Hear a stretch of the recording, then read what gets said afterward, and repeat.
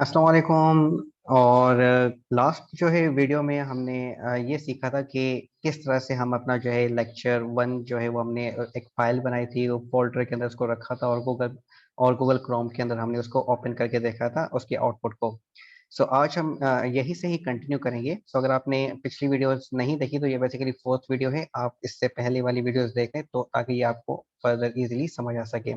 अब यहाँ पे ये एक प्रॉपर कोडिंग नहीं है जो कि जो हमने कल की थी। अब हम सिंपली क्या करेंगे, जब भी आप कोई कोड वगैरह लिख रहे होते हैं किसी भी लैंग्वेज के अंदर तो उसका एक बेसिक सिंटेक्स होता है। बेसिक सिंटेक्स होता है, उसको आपने फॉलो करना होता है, मतलब बेसिक स्ट्रक्चर होता है जिसको आपने फॉलो करना होता है और उसके बाद आप उसको फॉलो करके उसके अंदर कोडिंग आप बेसिकली करते हैं। तो एचटीएमएल के अंदर अगर आपने कोडिंग करनी है तो आप सबसे पहले क्या करेंगे, आप यहाँ पे स्टार्ट करेंगे एक टैग जिसका नाम है HTML। इसको आपने ओपन किया और इसको आपने क्लोज किया, मतलब अभी जितनी भी दूसरी टैग्स आपकी आएंगी वो इस HTML के अंदर आएंगी, सिवाय एक टैग के जिसका नाम है, जो कि दूसरी टैग्स की तरह नहीं है इसको, बल्कि मेरे ख्याल में टैग बोल सकते हैं या आई गेस नहीं बोल सकते, ये गूगल कर लीजिएगा कि डॉक टाइप को हम टैग बोलते हैं या नहीं, ये आपका टास्क है। ठीक है, देख लीजिएगा कि ये डॉक टाइप बेसिकली आपकी जो है वो टैग होती है या नहीं। ठीक है, तो यहाँ पे आप सिंपली क्या करें, डॉक टाइप लिखते हैं और यहाँ पे आप लिख देते हैं HTML। अब इस लाइन का क्या मतलब होता है, ये जो मैंने यहाँ पे लाइन लिखी है ये बिल्कुल मतलब कि यूं समझिए कि यूजलेस लाइन है इन टर्म्स ऑफ कि इसका कोई भी इफेक्ट नहीं होता, लेकिन अगेन इंपॉर्टेंट है किस लिहाज से। इस लाइन, ये लाइन का मतलब ये होता है कि ये आपके ब्राउजर को बता रही होती है कि आप HTML का कौन सा वर्जन इस्तेमाल कर रहे हैं। सो मैंने आपको स्टार्टिंग वाली वीडियोस में दिखाया था कि हमारे पास बेसिकली HTML की 5 to 6 वर्जन हैं। तो उसमें जो सबसे लेटेस्ट चल रहा है वो कौन सा चल रहा है, HTML 5। तो ये लाइन लिखने से ये जो हमारा ब्राउजर है इसको ये पता चल जाता है कि भाई यहाँ पे जो अब कोडिंग में देखूंगा वो HTML 5 वर्जन की कोडिंग है। सो इस लाइन का सिर्फ ये मतलब है। ठीक है, तो ये आप जो है जब भी HTML की फाइल्स देखेंगे तो ये लाइन आपको वहां पे लिखी हुई नजर आएगी। अगर आपने HTML 4 इस्तेमाल करना है तो आप गूगल पे जाके लिखें HTML 4 डॉक टाइप, तो वो आपको कोड दिखाएगा, वो आप देखिएगा कि कितना डरावना सा कोड है। वो पहले हमें लिखना होता था जो कि कभी भी याद नहीं होता था, सिंपली हम गूगल से कॉपी करके पेस्ट कर देते थे। लेकिन HTML 5 में इन्होंने ये हमारा मसला हल कर दिया है कि इन्होंने ये आसान से हमें डॉक टाइप दे दी है।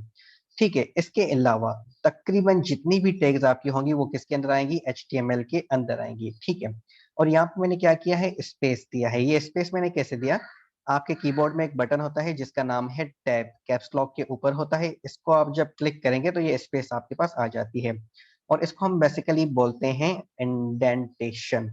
और ये इंडेंटेशन बहुत इंपॉर्टेंट होती है आपकी कोड को रीडेबल बनाने के लिए। लेट्स से कल को आप किसी कंपनी में इस काम कर रहे हैं और अगर आपका कोड साफ सुथरा नहीं लिखा हुआ तो बड़ी गालियां पड़ने वाली है आपको। ठीक है, तो आपका कोड साफ सुथरा होना चाहिए ताकि अगर 6 महीनों के बाद आप अपने कोड को पढ़ें तो आपको वो दिखने में समझ आ जाए कि हाँ यहाँ पे ये हो रहा है, यहाँ पे ये हो रहा है, मतलब रीडेबिलिटी उसकी बढ़ जाती है। तो प्रॉपर इंडेंटेशन आपने इस्तेमाल करनी होगी। अब यहाँ पे HTML के अंदर हमारे पास बेसिकली दो सेक्शंस होते हैं, एक का नाम होता है हेड, दूसरे का नाम होता है बॉडी। आप सिंपली ये काम करें, 2 मिनट जाएं और शीशे में खुद को देखें, आपको अपने अंदर दो चीजें नजर आएंगी। नंबर एक आपका फेस हेड जो कि आपका सर वगैरह है, और दूसरी आपका अपनी बॉडी नजर आएगी। ठीक है, अगर आप साइज के हिसाब से देखें तो आपका जो फेस होता है वो छोटा होता है, लेकिन जो आपकी बॉडी होती है वो लंबी चौड़ी होती है। तो सेम तरीके से यहाँ पे भी HTML के अंदर जो हमारा हेड होगा उसकी टैग बनाने के लिए हम यहाँ पे हेड लिखते हैं और उसके बाद इसके नीचे यहाँ पे हम लिख देते हैं बॉडी। ठीक है, सो ये आपकी होगी हेड एंड बॉडी। अब इस हेड में जो हम काम करेंगे वो कहाँ पे रिफ्लेक्ट होगा और बॉडी के अंदर जो काम करेंगे वो कहाँ पे रिफ्लेक्ट होगा बेसिकली। सो यहाँ पे वर्ड बॉडी का मतलब ये है कि आपके ब्राउजर की ये बॉडी, मतलब कि ये वेलकम, ये जो व्हाइट स्पेस आपको नजर आ रहा है, ये सारा व्हाइट स्पेस ये आपकी बॉडी है। इसके ऊपर अगर हम देखें, ये जो ऊपर आपके पास ये URL लिखने की स्पेस है, एड्रेस बार है और ये टैब वगैरह आपको नजर आ रही है, ये बेसिकली हेड में कंसिडर किए जाते हैं। ठीक है, सो यहाँ पे ये आपकी हेड होती है। तो अभी स्टार्टिंग वाले लेक्चर्स में हम हेड के अंदर जो काम करेंगे वो बिल्कुल एक सिंपल सी हम लाइन लिखेंगे। उस लाइन का नाम होता है टाइटल। और टाइटल का क्या मतलब होगा यहाँ पे, अगर आप देखें तो यहाँ पे आपके पास क्या लिखा हुआ है, lecture1.html। और अगर मैं यहाँ पे ओपन कर लेता हूँ गूगल, तो यहाँ पे देखें, यहाँ पे गूगल लिखा हुआ आ रहा है। लेट्स अगर मैं यहाँ पे ओपन कर रहा हूँ KEC, तो यहाँ पे देखिए एक्सपो लिखा हुआ नजर आ रहा है। लेट्स से मैं यहाँ पे ओपन कर रहा हूँ TDAP, तो यहाँ पे आपको trade development authority of Pakistan, so on and on, ये सारी चीजें आपको नजर आ रही हैं। तो इस तरीके से अगर आप ये जो lecture1.html है, इसको आप अगर एडिट करना चाह रहे हैं, इसकी जगह पे आप अपनी मर्जी से कुछ लिखना चाह रहे हैं, तो वो लिखने के लिए आपने क्या करना होगा, आप हेड की टैग्स के बीच में आएंगे और यहाँ पे आप लिखेंगे एक टैग जिसका नाम है टाइटल। और इस टाइटल के अंदर आप कुछ भी लिख दें, for example HTML is best, जो कि नहीं है बल्कि है भी सही। ये आपने लिखा, सेव किया, और यहाँ पे आके आपने इसको रिफ्रेश किया, तो देखें ये आपके पास इधर ऊपर आप देखें इधर टैब में आपके पास लिखा हुआ है HTML इज बेस्ट। और नीचे वाला काम जो है वो आपका खत्म हो गया, वो इसलिए क्योंकि यहाँ पे मैंने वो वेलकम वगैरह हटा दिया था। ठीक है जी। तो हेड के अंदर इनिशियल लेक्चर्स में आपका सिर्फ और सिर्फ ये काम होने वाला है। इसके अलावा हम हेड को फिलहाल टच नहीं करेंगे। फिलहाल टच नहीं करेंगे का मतलब ये बिल्कुल भी नहीं है कि हेड आपका इंपॉर्टेंट नहीं है। हेड बहुत इंपॉर्टेंट होता है और इसकी इंपॉर्टेंस मैं आपको आगे वाले लेक्चर्स में बताऊंगा। सो फिलहाल के लिए आप इसको इतना ही समझ लें कि हेड के अंदर आपका टाइटल आता है, और टाइटल के अंदर आप कुछ भी लिखें, कुछ भी मतलब कुछ भी, और इसको आप सेव करें और यहाँ पे रिफ्रेश करें, वो आपका रिफ्लेक्ट होगा कहाँ पे, इधर टैब के अंदर। ठीक हो गया जी। सो यहाँ पे आप इसको नाम दे दें प्रॉपर HTML lecture 2। ठीक है जी। और बस ये आपका बेसिक सिंटेक्स हो गया। मतलब जब भी आप अब HTML की फाइल बनाएंगे, जब भी कोई भी आप प्रोजेक्ट उठाएं, कुछ भी काम करें, HTML का प्रोजेक्ट होगा, ये 4-5 लाइनें आपने लिखनी होगी। और इसको याद रखने का तरीका बिल्कुल ही आसान है। आप कौन सी लैंग्वेज पे काम कर रहे हैं, HTML पे, तो सबसे पहली टैग जो आएगी वो HTML की होगी। फिर आप देखेंगे कि भाई जिस तरह से हमारा हेड है, हमारी बॉडी है, इस चीज को अगर आप फॉलो करेंगे तो आपको याद करने में आसानी होगी। सो ये आपका हेड आ गया और ये आपकी बॉडी आ गई। ठीक है जी। और हेड के अंदर आपका टाइटल आ गया, और बॉडी के अंदर अब सारा काम जो आपको इस जगह पे नजर आएगा वो बॉडी के अंदर होगा। ठीक है, मैंने आपको थोड़ी देर पहले क्या कहा था कि बॉडी आपकी साइज में बड़ी होती है, मतलब ज्यादा कोड आपका जो है वो बॉडी के अंदर अभी आने वाला है। ठीक है जी। तो यहाँ पे अब हम जो भी काम करेंगे जो कि हमें यहाँ पे चाहिए वो हम बेसिकली लिखेंगे बॉडी के अंदर। लेट्स से मैं लिखता हूँ वेलकम टू lecture 2, और इसको सेव किया एंड यहाँ पे आके इसको मैंने रिफ्रेश किया, तो देखें वेलकम टू lecture 2 आपके पास यहाँ पे आ गया है। लेट्स से अगर मैं इसको यहाँ से हटा के इस जगह पे लिख दूं, क्या ये काम करेगा? क्या कहा आपने? नहीं करेगा या करेगा, वॉट एवर। यहाँ पे आके मैं इसको रिफ्रेश करके देखता हूँ, तो देखें परफेक्टली आपकी ये चीज काम कर रही है।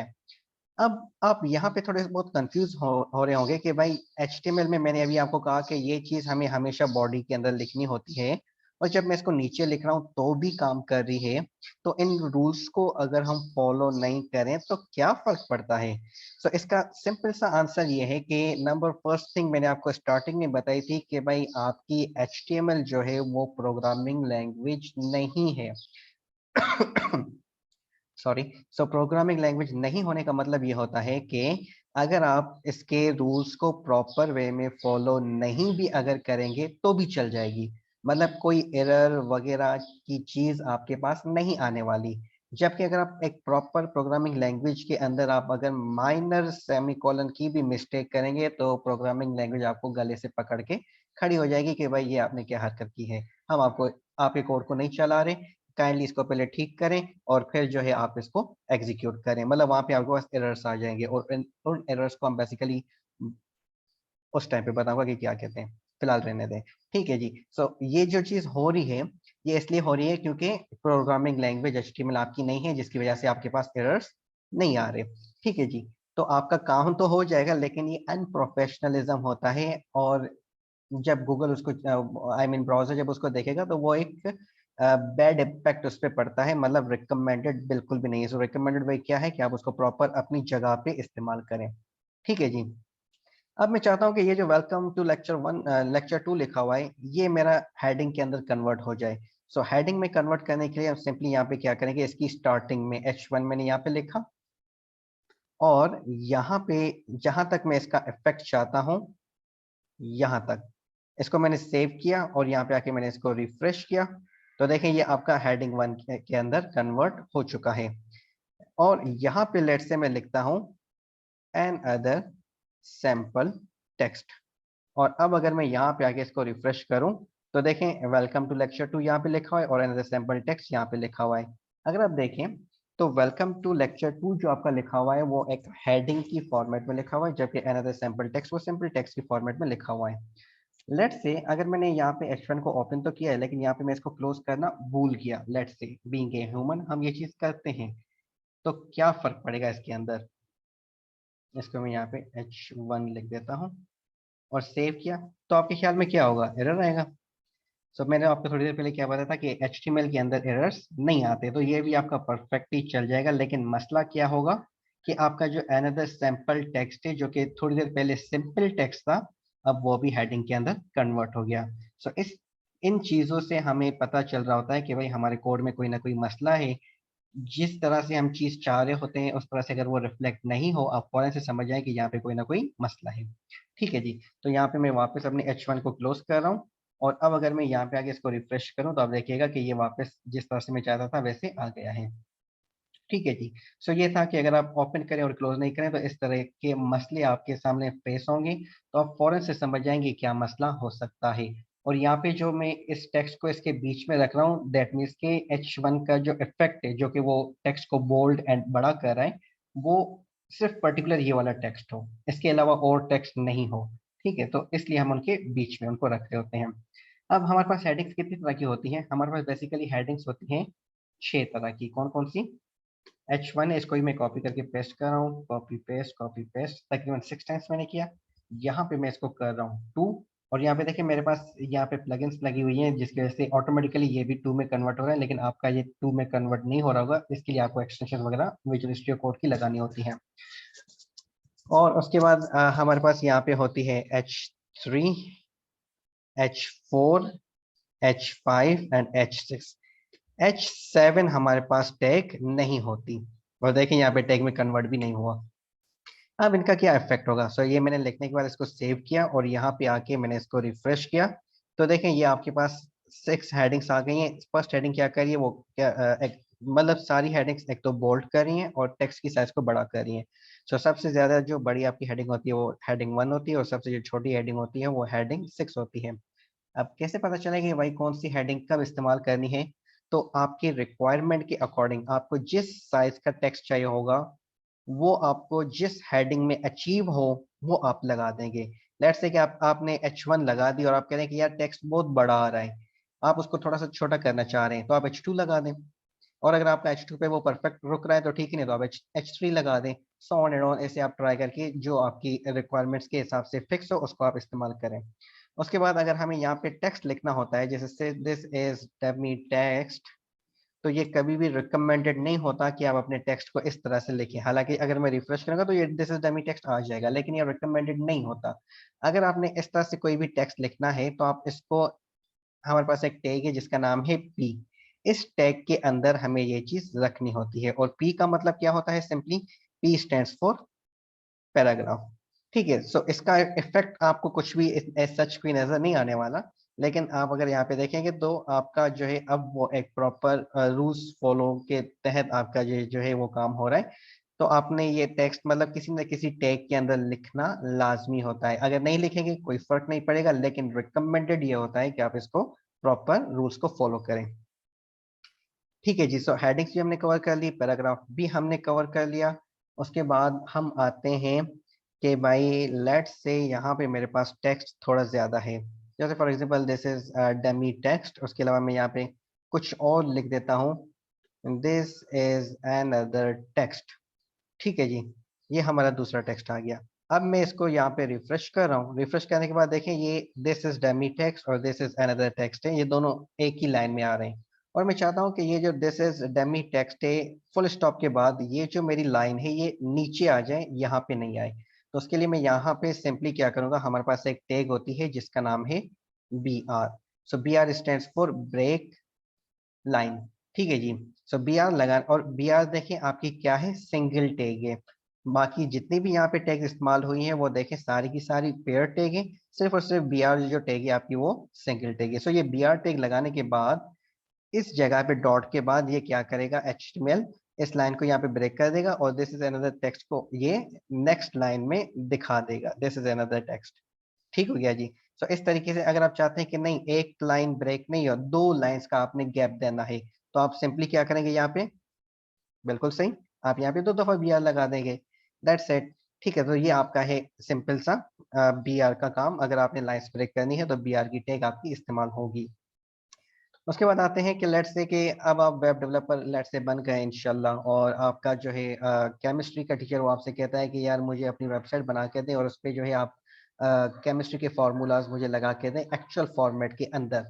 तो वो आप किस लगाएंगे, लेट्स से वो कहता है कि भाई मुझे H2O लिख के दें, लेकिन H2O मुझे वैसे ही लिख के दें जैसे पीरियोडिक टेबल में होता है। उसमें क्या होता है, टू आपका नीचे होता है, जबकि H2O H और O जो है वो लाइन में होता है, टू थोड़ा सा नीचे होता है। अगर मैं यहाँ पे इसको रिफ्रेश करूँ तो देखें H2O एज इट इज लिखा हुआ है, मैं चाहता हूँ कि टू थोड़ा सा नीचे हो जाए, तो उसके लिए हमारे पास एक टैग होती है जिसका नाम है SUB। SUB स्टैंड्स फॉर सब स्क्रिप्ट। व्हाट, सब स्क्रिप्ट। दूसरा होती है सुपर स्क्रिप्ट। और सुपर स्क्रिप्ट का काम कब आता है, जब आपको मैथ्स का टीचर बोले कि एक्स स्क्वायर लिखो तो स्क्वायर हमेशा टू ऊपर जाता है, तो ऊपर वाली चीज सुपर हो गई, नीचे वाली चीज सब हो गई। सो शॉर्टकट ये आप याद रख लें कि अगर आपने टेक्स्ट को नीचे करना है तो आप सब टैग इस्तेमाल करेंगे, टेक्स्ट को ऊपर करना है तो आप सुपर इस्तेमाल करेंगे, SUP। ठीक है, तो अब अगर मैं इसको सेव करूं और यहाँ पे आके इसको मैं रिफ्रेश करूं तो आप देखें H2O का जो 2 है वो नीचे चला गया है, और लेट्स से कि यहाँ पे मैं लिखना चाह रहा हूँ एक्स स्क्वायर और 2 को मैं ऊपर पहले मैं इसका इफेक्ट आपको दिखा दूं। रिफ्रेश किया तो देखें X2 यहाँ पे सेम जगह पे आ रहा है एक ही लाइन में, जबकि यहाँ पे मैंने देखें नेक्स्ट लाइन में लिखा है। तो अगर मैं यहाँ पे 10 स्पेसेस भी दे दूं ना, तो भी ये आपका सेम लाइन पे ही नजर आएगा। और ये जो मैंने 10 लाइनें फॉर एग्जांपल यहाँ पे लिखी हैं तो इनको हम कहते हैं वाइट स्पेसेस। और HTML के अंदर वाइट स्पेसेस इग्नोरेबल होते हैं, मतलब कि HTML इन वाइट स्पेसेस को इग्नोर कर देती है और वहां पे सिर्फ और सिर्फ एक स्पेस का स्पेस दे देती है। तो अगर आपने इसको नेक्स्ट लाइन पे लेके जाना है तो आपने कौन सी टैग लगानी होगी, बिल्कुल सही, BR टैग आपने इस्तेमाल करनी होगी। और यहाँ पे आप इसको रिफ्रेश करें तो देखें X2 आपका नीचे चला गया है। ठीक है जी। और X2 के बाद ये जो स्क्वायर है, 2 को आपने ऊपर अगर भेजना है तो आप सिंपली यहाँ पे क्या करेंगे, SUP आपने लिखा और ये 2 को आप सिंपली यहाँ से हटा के इधर रख दें, तो ये आपका हो गया कुछ इस तरह से एक्स स्क्वायर। ठीक है जी। उसके बाद अब अगर आपके पास एक इक्वेशन आती है, जैसे for example A square plus B square is equals to, sorry, A plus B whole square is equals to A square plus 2AB plus B square. अब इसको अगर मैं आपसे कहूं कि मुझे आप प्रॉपर इक्वेशन की फॉर्मेट में करके दें तो आप कैसे करेंगे। तो इसको वीडियो को एक सेकंड के लिए पॉज करें और इसको खुद से करने की कोशिश करें और देखेंगे कि आप कर पाते हैं या नहीं, और इन टेक्स्ट की आप बेशक हेल्प ले लें। ठीक है जी, आई होप कि आप इससे हो गया होगा। तो आपने बिल्कुल सही किया होगा, वो आपने क्या किया होगा कि ये जो 2 है यहाँ पे आपने लगा दिया होगा SUP, क्योंकि इसको मुझे ऊपर भेजना है। और यहाँ पे जो स्क्वायर है यहाँ पे मैंने अगेन क्या किया, SUP लगा दिया। और यहाँ पे 2AB सेम आएगा और जो बी स्क्वायर है इस 2 को भी मुझे ऊपर कर देना है, तो इसको हम यहाँ पे इस तरह से रख देंगे। तो ये आपका सिंपल से ऐसे हो गया। और अब अगर मैं यहाँ पे आगे इसको रिफ्रेश करूं तो आप देखें यहाँ पे ये प्रॉपर एक मैथ की इक्वेशन आपको लग रही है। ठीक है जी। इसके बाद हम आते हैं और टेक्स्ट के ऊपर, इस कोड को मैं यहाँ से रिमूव कर देता हूँ और बाकी हम इसमें फॉर्मेटिंग देख लेते हैं। फॉर एग्जाम्पल यहाँ पे लिखा हुआ है दिस इज सैम्पल टेक्स्ट, और ये अगर मैं यहाँ पे आके इसको रिफ्रेश करूं तो आप देखें दिस इज सैंपल टेक्स्ट, मैं चाहता हूँ कि ये बोल्ड हो जाए। सो बोल्ड करने के लिए हम सिंपली यहाँ पे क्या करेंगे, हमारे पास एक टैग होती है जिसका नाम है B, and B stands for bold. Bold में क्या होता है, आपका जो टेक्स्ट है वो थोड़ा सा मोटा हो जाता है इस तरीके से। ठीक है जी। और यहाँ पे मैं लाइन ब्रेक कर देता हूँ, और अगर आप चाहते हैं कि आपका जो टेक्स्ट है वो इटैलिक हो जाए तो उसके लिए आप यहाँ पे जो टेक्स्ट टैग है वो आप लगाएंगे आई, और इसको मैं लिख देता हूँ इटैलिक। और इटैलिक का इफेक्ट आप देखें थोड़ा सा ये टेढ़ा हो गया है, ये इटैलिक इफेक्ट है। और अगर आप चाहते हैं कि आपका जो टेक्स्ट है उसमें अंडरलाइन आ जाए तो आप इस्तेमाल करेंगे यू टैग, अंडरलाइन। और यहाँ पे मैं अंडरलाइन वगैरह लिख रहा हूँ, यहाँ पे आपका बेसिकली आपका अपना टेक्स्ट आएगा जो कि आप इस्तेमाल करेंगे। ये आपका हो गया अंडरलाइन, ठीक हो गया। और इसके अलावा अगर आप चाहते हैं कि आपका जो है, आपने सेल वगैरह देखी होगी बाटा वाटा पे, तो वहां पे क्या होता है कि फॉर एग्जाम्पल शूज मिल रहा है सेल पे, पहले था वो 1200 का, आफ्टर सेल वो हो गया है 900 का। तो वहां पे क्या होता है, इस 1200 पे वो उन्होंने कट किया होता है, लाइन दी हुई होती है। सो वो इफेक्ट अगर आपने देना है तो उसके लिए हम टैग इस्तेमाल करते हैं DEL, ठीक है जी। सो ये DEL आपने यहाँ पे लगा दिया। और अब अगर मैं यहाँ पे इसको रिफ्रेश करूँ तो देखें ये डेल इस तरह से आपके पास आ गया है। सो ये बेसिक फॉर्मेटिंग है आपकी जो कि आपको इस्तेमाल करनी होगी। इसके अलावा बी जो टैग मैंने यहाँ पे लिखी है, इसका इसके लिए एक और टैग भी होती है जिसका नाम होता है स्ट्रॉन्ग। दोनों का इफेक्ट सेम होता है लेकिन एसईओ पॉइंट ऑफ व्यू से डिफरेंट इनका पर्सपेक्टिव होता है। एसईओ क्या है आगे चल के देखेंगे, फिलहाल उसको आप छोड़ दें। सो अगर मैं स्ट्रॉन्ग लिखूं तो भी आपके पास एग्जैक्टली सेम देखें इफेक्ट आ रहा है, लेकिन एसईओ पॉइंट ऑफ व्यू से अब ये स्ट्रॉन्ग पॉइंट हो चुका है, मतलब एसईओ में रैंक आप इसको कर सकते हैं। और SEO stands for search engine optimisation. और सिंपल वर्ड्स में अगर मैं एसईओ को बताऊं तो गूगल पे आपने अपनी वेबसाइट्स को अगर रैंक करना है तो वहां पे आप, तो अपनी वेबसाइट्स पे आपने एसईओ लगाना होता है। तब ही जाके, जब आप स्ट्रॉन्ग एसईओ लगाएंगे तो ही जाके आप अपनी वेबसाइट्स को गूगल के फर्स्ट पेज पे रैंक कर सकते हैं, ठीक है जी। उसकी डिटेल्स पे बाद में जाएंगे। सो ये स्ट्रॉन्ग हो गया आपका। और सेम तरीके से इटैलिक आई की जगह पे आप एम टैग अगर इस्तेमाल करेंगे तो भी सेम इफेक्ट आएगा, लेकिन एसईओ पॉइंट ऑफ व्यू से अब ये स्ट्रॉन्ग हो गया, ठीक है जी। तो ये दोनों टैग्स आप अल्टरनेटिवली इस्तेमाल कर सकते हैं। सो आप जो दिल करे वो आप इस्तेमाल करें। एसईओ के चक्कर में फिलहाल मैं आपको रिकमेंड नहीं करूंगा कि आप पढ़ें, आप फिलहाल सिर्फ टैग्स पे ध्यान दें कि कौन कौन सी टैग्स है, क्या क्या टैग्स काम कर रही हैं। अब अगर यहाँ पे मेरे पास एक टेक्स्ट लिखा हुआ है, यहाँ पे मैं HR लगा देता हूँ ताकि HR क्या करती है, यहाँ पे लाइन दे देगी, ठीक है जी। तो HR आपका आ गया यहाँ पे, और यहाँ पे आपने सिंपली क्या करना है, नीचे फॉर एग्जांपल मैं चाहता हूँ कि मेरे पास लिखा हुआ दिस इज सैंपल टेक्स्ट, और मैं चाहता हूँ कि ये बोल्ड भी हो जाए, इटैलिक भी हो जाए, अंडरलाइन भी हो जाए, मतलब तीनों इफेक्ट इस टेक्स्ट के ऊपर आ जाए। तो आप क्या करेंगे, आप इस पे लगाएंगे बोल्ड वाली टैग, बी लिखें स्ट्रॉन्ग लिखें, इट्स अप टू यू। आप इस पे लगाएंगे आई वाली टैग, और आप इस पे लगाएंगे यू वाली टैग।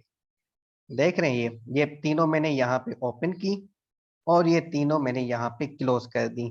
अब सिंपली इस टेक्स्ट को मैं यहाँ से हटा के इसके बीच में रख देता हूँ, तो इसके ऊपर ये तीनों इफेक्ट्स अप्लाई हो जाएंगे। दिस इज सैंपल टेक्स्ट, ये बोल्ड भी है, इटैलिक भी है एंड अंडरलाइन भी है। सो इस तरीके से आपको अगर मल्टीपल टैग्स इस्तेमाल करनी है तो मल्टीपल टैग्स आप इस तरीके से इस्तेमाल कर सकते हैं HTML के अंदर, ठीक है जी। अब आते हैं थोड़ा कलरिंग के ऊपर। लेट्स से यहाँ पे लिखा हुआ है H1 के अंदर लॉजिक्स इज, ठीक है। और यहाँ पे मैं आ गया और यहाँ पे मैंने देखा तो यहाँ पे देखें लॉजिक्स इज हेडिंग 1 के अंदर आ गया है। अब मैं चाहता हूँ कि इसका जो टेक्स्ट है वो हो जाए रेड कलर में। तो टेक्स्ट के कलर को रेड करने के लिए हम इस्तेमाल करते हैं, हमारे पास एक टैग है जिसका नाम है फॉन्ट। अब इससे पहले फॉन्ट टैग की तरफ जाने से पहले मैं आपको एक और कॉन्सेप्ट बताना चाहूंगा यहाँ पे, वो है एट्रीब्यूट्स का, ठीक है जी। एट्रीब्यूट्स क्या होते हैं? सो एट्रीब्यूट्स बेसिकली हमारे पास दो चीजें होती हैं HTML के अंदर, एक होती है टैग्स, दूसरी होती है दूसरे होते हैं उनके एट्रीब्यूट्स। एट्रीब्यूट का मतलब ये होता है कि लेट्स से आपके पास एक कार है, उस कार के एट्रीब्यूट्स कौन कौन से हो सकते हैं? उसका कलर हो गया, उसका मॉडल हो गया, उसकी इंजन हो गई, सो ऑन एंड ऑन। मतलब कार एक टैग है, उस कार का कलर रेड है, ये उसका एक एट्रीब्यूट है। उस कार की इंजन 1000 cc है, ये उसका दूसरा एट्रीब्यूट हो गया। उस कार का नाम कल्टस है, ये उसका तीसरा एट्रीब्यूट हो गया। उस कार की जो कैपेसिटी है, सीट्स हैं, वो फॉर एग्जांपल 4 सीटर है, ये उसके एट्रीब्यूट्स हो गए। अब आते हैं कोई और आप एग्जांपल उठा लें, लेट्स से कि आप खुद को उठा लें। मैं एक क्या हूँ, इंसान हूँ। अब मेरे एट्रीब्यूट्स क्या है कि भाई मेरा जो कलर है ब्राउनिश है, लेट्स से मेरे जो बाल हैं वो ब्लैक हैं, और मुझे 2 हाथ हैं, 2 पाँव हैं, ये सारे क्या है मेरे एट्रीब्यूट्स है। सेम तरीके से आपके पास कुछ टैग्स होती हैं, बल्कि मोस्टली टैग्स होती हैं, उनके अंदर एट्रीब्यूट्स आप इस्तेमाल करते हैं। सो एट्रीब्यूट्स इस्तेमाल करने का तरीका क्या होता है वो भी मैं आपको बताता हुआ चलूं। एट्रीब्यूट आपका मतलब कि एक्स्ट्रा इन्फॉर्मेशन देने के लिए इस्तेमाल होता है, और एट्रीब्यूट अगर आपने ऐड करना हो तो आप सिंपली क्या करते हैं, आप टैग को ओपन करते हैं एंड क्लोज करते हैं, यहाँ पे कुछ भी आपने लिख दिया। अब अगर आपने इस पे एट्रीब्यूट लगाना है तो एट्रीब्यूट हमेशा आपका ओपनिंग टैग के अंदर लगता है, क्लोजिंग टैग के अंदर आप कभी भी एट्रीब्यूट नहीं लगा सकते। सो सिंपल सी चीज है, रट ले इसको। मतलब यहाँ पे इस टैग के अंदर मैं एट्रीब्यूट कभी भी नहीं लगा सकता। एट्रीब्यूट अगर लगेगा तो वो कहाँ पे लगेगा, इस ओपनिंग टैग के अंदर। और एट्रीब्यूट कैसे लगेगा, ये जो ग्रेटर देन वाली साइन है यहाँ पे आप स्पेस देंगे, मतलब इससे बाहर नहीं है जाना, आप स्पेस देंगे, और यहाँ पे आप एट्रीब्यूट का नाम देंगे, जो भी नाम हो उस पे आप इज इक्वल टू देंगे, और फिर आप क्या करेंगे, डबल कोटेशंस इस तरह से दे देंगे, डबल डबल कोटेशंस, या आप इस पे यहाँ पे 2 सिंगल कोटेशंस दे देंगे। दोनों आप कोटेशंस इस्तेमाल कर सकते हैं, और कोटेशंस देने का सिंपल जो कीबोर्ड में बटन है वो क्या है, शिफ्ट को पकड़ के आपका जो क्वेश्चन मार्क है उसके ऊपर आपके जो बटन है एंटर के बिल्कुल लेफ्ट साइड पे, वो आपके कोटेशंस के लिए होते हैं। अगर मैं शिफ्ट को पकड़ के करूंगा, सॉरी शिफ्ट को छोड़ के करूंगा तो ये सेमीकोलन हो रहा है, और अगर मैं शिफ्ट को पकड़ के इसके पे करूंगा, सॉरी ये जो एंटर के बिल्कुल लेफ्ट साइड पे है जो कि कॉमा वाला है, ये वाला आपका बेसिकली आपका एड वो है। मेरा मेरा कीबोर्ड थोड़ा डिफरेंट है, आपका हो सकता है कि डिफरेंट हो। सो ये आपके यहाँ पे बटन्स होते हैं, यहाँ से आप इसको देख लीजिएगा शिफ्ट वगैरह का इस्तेमाल करके। ठीक है जी, और यहाँ पे इसकी क्या आएगी, वैल्यू आएगी। ठीक है, तो ये तरीका होता है एट्रीब्यूट लगाने का। और यहाँ पे एट्रीब्यूट लगाने के लिए क्या होता है कि यहाँ पे एट्रीब्यूट का नाम आ जाएगा, लेट से इसका नाम जो है वो कलर है, साइज है, और फेस है, सो ऑन एंड ऑन। सो इसका मैं फॉर एग्जाम्पल कलर कर देता हूँ, और कलर में वैल्यू कौन सी आ सकती है, रेड आ सकती है, ग्रीन आ सकती है, ब्लू आ सकती है, सो ऑन एंड ऑन। और अगर मैं यहाँ पे लिखता हूँ लेट्स से के साइज, तो साइज कितनी आ सकती है भाई, 11 पिक्सल्स आ सकती हैं, और पिक्सल्स क्या है आगे जाके देखेंगे, 15 pixels, so on and on. तो ये इसके अकॉर्डिंग जो एट्रीब्यूट होगा उसके अकॉर्डिंग उसकी वैल्यू आएगी। सो अब अगर मुझे यहाँ पे कलर लगाना है लॉजिक्स ईज के अंदर, तो हम क्या करेंगे, यहाँ पे H1 के अंदर मैं एक टैग लगा रहा हूँ जिसका नाम है फॉन्ट, और ये टैग अब जो है वो HTML5 में ऑब्सलीट हो चुकी है। सिर्फ और सिर्फ आपको ये समझाने के लिए कि भाई कैसे ये काम हो रहा है, एट्रीब्यूट्स वगैरह कैसे लगाते हैं, इस पर्पस के लिए मैं इसको इस्तेमाल कर रहा हूँ, लेकिन आजकल ये इस्तेमाल नहीं होती। हम ये सारा काम CSS के थ्रू करते हैं, और CSS अगेन क्या है वो हम आगे जो आगे देखेंगे। ये फॉन्ट हमने लगा दी, तो क्या अब इसके अंदर वो कलर रेड हो जाएगा, बिल्कुल सही कहा आपने, नहीं होगा। और क्यों नहीं होगा, क्योंकि फॉन्ट के अंदर अभी तक मैंने कोई भी एट्रीब्यूट नहीं लगाया। सो फॉन्ट एक टैग है जिसके अंदर आप एट्रीब्यूट लगा सकते हैं, जैसे फॉर एग्जांपल कलर हो गया, और यहाँ पे कलर मैंने लिख दिया रेड, और देखें is equal to and double quotation के अंदर ये मैंने लिखा है। अगर आप कोटेशंस नहीं देंगे तो आप देख लीजिएगा कि काम कर रहा है या नहीं। ठीक है, तो ये देखिए जैसे मैंने रिफ्रेश किया तो इसका कलर चेंज हो गया, और अगर मैं यहाँ पे इसको ब्लू कर दूं तो इसका कलर जो है वो ब्लू हो जाएगा। अब मैं चाहता हूँ कि ये जो टेक्स्ट लिखा हुआ है इसकी शक्ल भी चेंज हो जाए, तो उसके लिए हम यहाँ पे लिखते हैं फेस, शक्ल face, good, is equal to double quotation, और फेसेस हमारे पास आपको जो मिलेंगे वो आप जो है अगर खोलें MS वर्ड, MS ऑफिस के अंदर, और यहाँ पे अगर आप देखें तो ये आपके पास यहाँ पे देखें ये फेसेस है सारे, एरियल हो गया, कैलिबरी हो गया, टाइम्स न्यू रोमन हो गया। तो इनकी स्पेलिंग्स आप यहाँ से देख के यहाँ पे आप लगाएंगे। लेट्स से मुझे इसको करना है कैलिबरी, कैलिबरी, स्पेलिंग का खास ख्याल रखना है इसमें, अगर स्पेलिंग इधर उधर हुई तो इफेक्ट नहीं आएगा। तो इसको मैंने रिफ्रेश किया तो देखें इसकी शक्ल चेंज हो गई। दोबारा इस पे गौर कीजिएगा, इसका मैं जो है वो चेंज कर रहा हूँ, इसको मैं कर रहा हूँ एरियल, और यहाँ पे इसको गौर से देखिएगा, रिफ्रेश किया, ये चेंज हो गया। लेट्स से मैं इसको कर रहा हूँ अल्जेरियन, ये भी एक फॉन्ट होता है।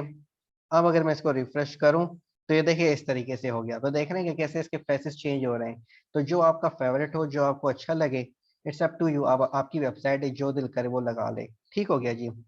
और यहाँ पे एक और चीज भी आपने नोटिस की होगी कि यहाँ पे देखें, अगर आप चाहें तो आप एक एट्रीब्यूट भी लगा सकते हैं, और अगर आपने मल्टीपल एट्रीब्यूट्स लगाने हैं तो इसका ये मतलब नहीं है कि आपने दोबारा फॉन्ट की टैग लगानी होगी। आप सिंपली क्या करेंगे, स्पेस देंगे, यहाँ पे आपने दूसरा एट्रीब्यूट लगा दिया।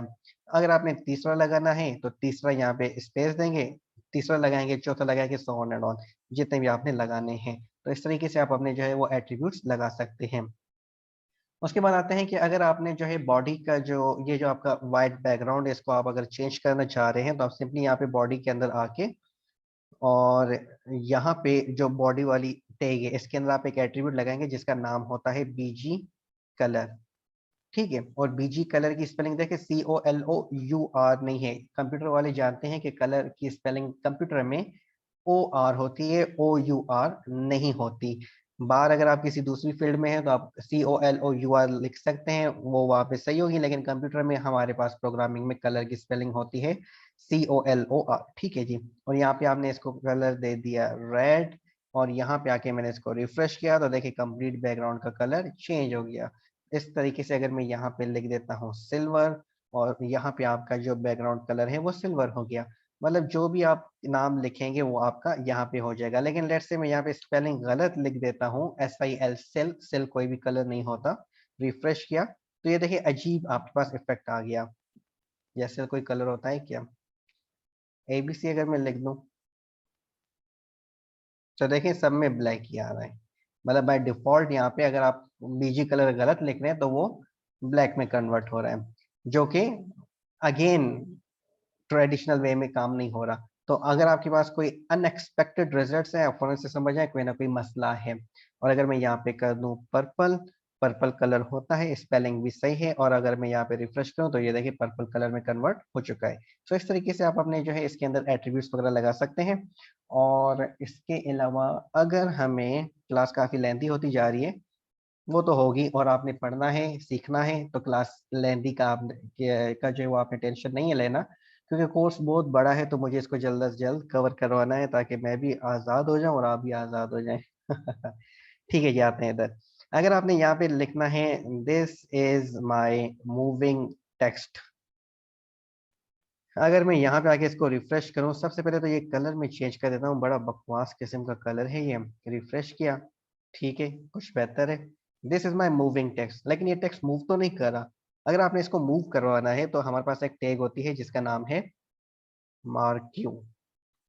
ठीक है, ये टैग है, इसका नाम देख लें, इसके नाम को याद कर लें। और यहाँ पे आपने इसको ओपन क्लोज किया, सेव किया, यहाँ पे आके इसको आपने रिफ्रेश किया तो ये देखिए आपके पास जैसे ARY न्यूज वगैरह पे जो हेडलाइंस वो आ रही होती हैं, क्या बोलते हैं उसको, जो नीचे लाइन आ रही होती है, जो भी है उस तरह की लाइन आपके पास बन गई है। और ये टेक्स्ट ऐसे अब ये फॉर एवर घूमता रहेगा, घूमता रहेगा, घूमता रहेगा, सो ऑन एंड ऑन। ठीक है जी। तो ये थी हमारे पास बेसिक फॉर्मेटिंग जो है अपने इसके अंदर, किसके अंदर, HTML के अंदर। इसके अलावा आपकी जो फॉर्मेटिंग है वो यहाँ पे खत्म नहीं हो रही। अब फर्दर इस पे लर्निंग करने के लिए आपने सिंपली एक काम करना है, गूगल पे जाएं, यहाँ पे लिखें HTML5 फॉर्मेटिंग W3 स्कूल्स। मेरा टारगेट ये है कि मैं आपको इस तरीके से पढ़ाऊं कि अगर मैं नहीं भी हूं या कोई आपको गाइड करने वाला नहीं हो तो भी आप अपनी चीजें कवर कर सकें। ये आप लिखने के बाद ये लिंक आप ओपन करेंगे HTML टेक्स्ट फॉर्मेटिंग, तो यहाँ पे देखें सब स्क्रिप्ट, सुपर स्क्रिप्ट ये आपके पास लिखी हुई है। और यहाँ पे देखें काफी सारी टैग्स हैं जो कि आपके पास आ रही हैं।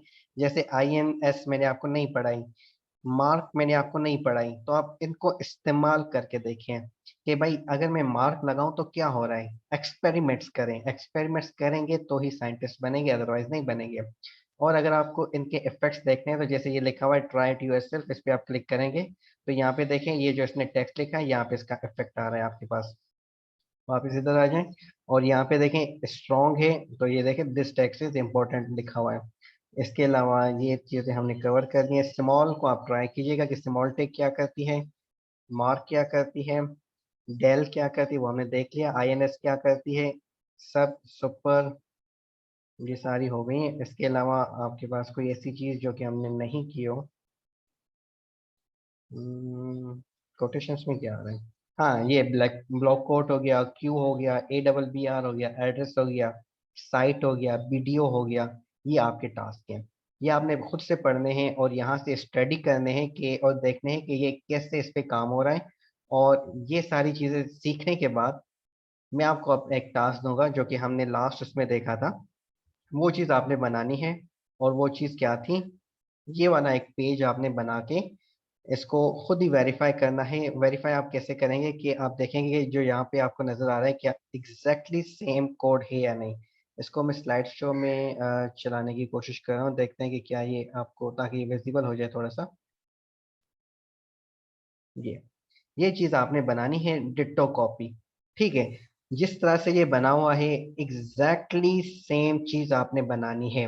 और खुद ही आपने चेक करना है। और खुद आप, जब तक आप खुद से सिंसियर नहीं होंगे तब तक आप अच्छे डेवलपर नहीं हो सकते। ठीक है जी, तो आपने ये खुद ही देखना है कि इससे टैली करना है कि क्या आपका आउटपुट जो आपके पास आ रहा है और जो ये स्क्रीन पे आपको टास्क नजर आ रहा है, क्या ये डिट्टो कॉपी है या नहीं है। आई होप कि ये अब आपका पेज इजीली बनना चाहिए। तो ये आप लाजमी ट्राई कीजिएगा। आई होप कि ये आपका जो बेसिक फॉर्मेटिंग है वो आपकी कवर हो चुकी है। नेक्स्ट वीडियो में हम देखेंगे कि अगर आपने HTML के अंदर इमेजेस वगैरह लगानी है तो वो आप किस तरह से लगा सकते हैं। तब तक अपना ख्याल रखिएगा, मिलते हैं अगली क्लास में। अल्लाह हाफिज़।